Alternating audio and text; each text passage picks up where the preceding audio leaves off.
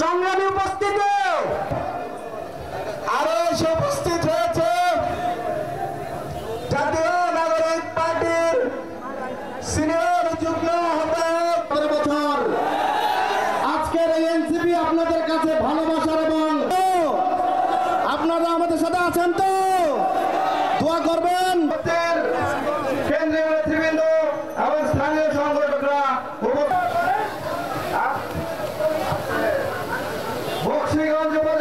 অনেকে বলে বিভিন্ন ভাবে আমাদের বিরুদ্ধে প্রোপাগান্ডা করার চেষ্টা করা হচ্ছে, আমরা নাকি নির্বাচন বানচালের চেষ্টা করছি, আমরা নাকি নির্বাচন পিছিয়ে দেওয়ার চেষ্টা করছি।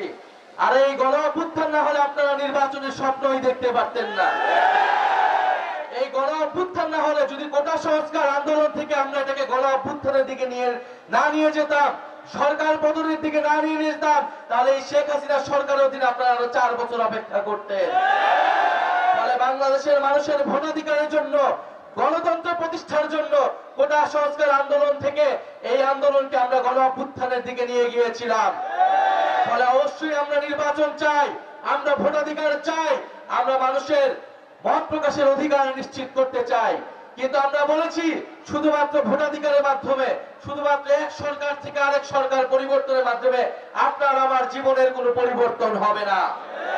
আপনার আমার জীবনের পরিবর্তন হবে যদি সংস্কার হয়, যদি অর্থনৈতিক সংস্কার হয়, যদি শিক্ষা ব্যবস্থার সংস্কার হয়, যদি স্বাস্থ্য ব্যবস্থার সংস্কার হয় এবং যদি প্রকৃত গণতন্ত্র আমরা নিশ্চিত করতে পারি।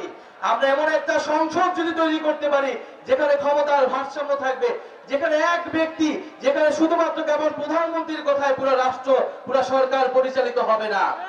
আমরা সেই সরকার, সেই রাষ্ট্র ব্যবস্থার জন্য, সেই নতুন দেশের জন্য কথা বলে যাচ্ছি। ফলে নির্বাচন আপনাদের থেকে আমরা বেশি চাই।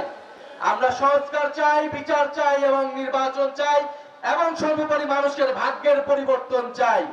আরেকটি বিষয় প্রিয় জামালপুরবাসী, প্রিয় দেশবাসীর উদ্দেশ্যে বলতে চাই, বাংলাদেশের রাজনৈতিক দলগুলোতে একটি চাঁদাবাজের অর্থনীতি গড়ে উঠেছে এবং এই চাঁদাবাজির অর্থনীতির ভিতরেও দুঃখজনক হলেও বৈষম্য বিরোধী ছাত্র আন্দোলনের বিভিন্ন নেতাকর্মীকে যুক্ত করা হয়েছে এবং তারা যুক্ত করা হয়েছে।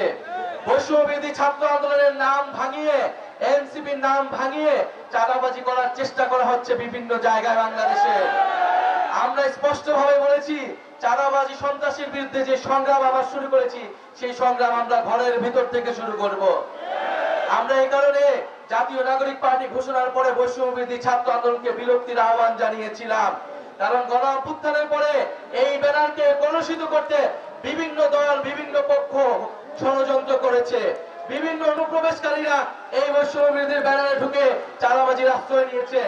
আপনাদের প্রতিও অনুরোধ থাকবে, আপনারা কোনো চাঁদাবাজ, কোনো সন্ত্রাসীকে আশ্রয় দিবেন না, সে যেই দলের হোক না কেন। এনসিপি বৈষম্য বিরোধীর নাম ভাঙিয়ে কোনো ধরনের চাঁদাবাজি করার কোনো সুযোগ থাকবে না।